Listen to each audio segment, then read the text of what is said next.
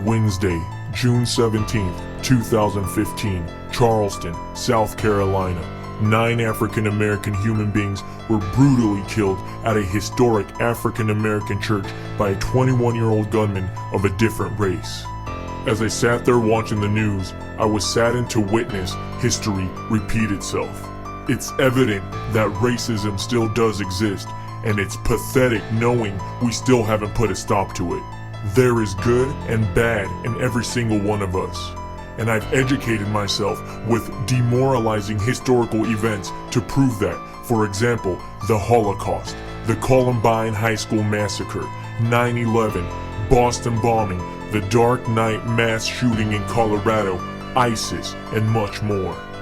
Those were all shocking and heartbreaking events that took place. However, in the last couple of years, it's not a coincidence that 65% of hate crime has been towards African Americans. I'm disgusted of our judicial system and how favoritism works its way in courts.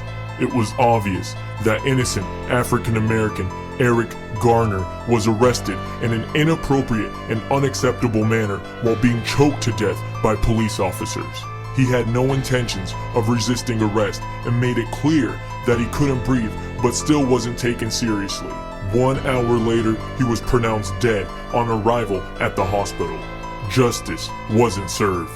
Khalif Browder was a 16-year-old African American who did 3 years in one of the toughest jails in the country, Rikers Island.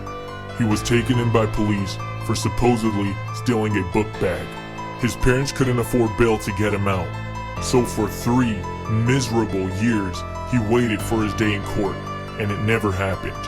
While in jail, Browder was abused by guards, tormented by gangs, and spent 400 days in solitary confinement. One day, without trial, he was set free. Shortly after being released, he ended up committing suicide because of the scars that would always remain with him. Justice wasn't served. Freddie Gray, another African American from Baltimore, was taken into custody by Baltimore police with no given cause or explanation. After a week passed, he died due to all the injuries on his spinal cord. Police did not follow rules and regulations.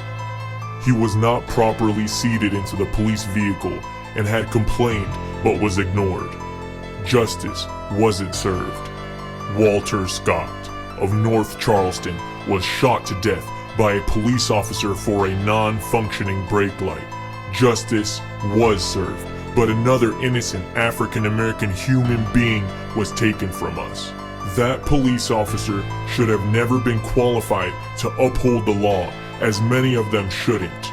You should realize now that the requirements to become a police officer and to honor legal power today is a joke. And to some of those people in the upper department who gave them these responsibilities should be laughed at as a joke. Things that should be so easy to predict in court are overlooked. It's embarrassing, a disgrace knowing that these judges have the answer right there in front of them with conclusive evidence, but still look the other way. You are not doing the Constitution a favor. Instead, you are putting fear in our hearts.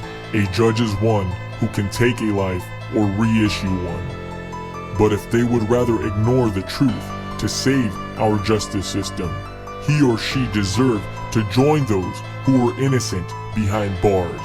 There are judges till this day that are highly educated, but do not deserve the respect, the honor to hear and decide cases in a court of law. I'm not here to take sides. I was shocked the way some of these people were acting towards some of these events, such as the Baltimore riots. However, is it fair that we get punished for not following the law, but those who are the law don't get punished the way the system should punish them? All African Americans I mentioned earlier were dealt with hatred for a crime they never committed, but still had the heart to forgive, knowing that it could happen again. We will witness sick people in our time, and we will cross eyes with the devil. The question is, when will we change? When will we be one? When will we tear down this wall that separates one color from another? If people believed in it once, let's believe in it again. This has been a war with no end, where both sides have lost. I am the Mystery Man.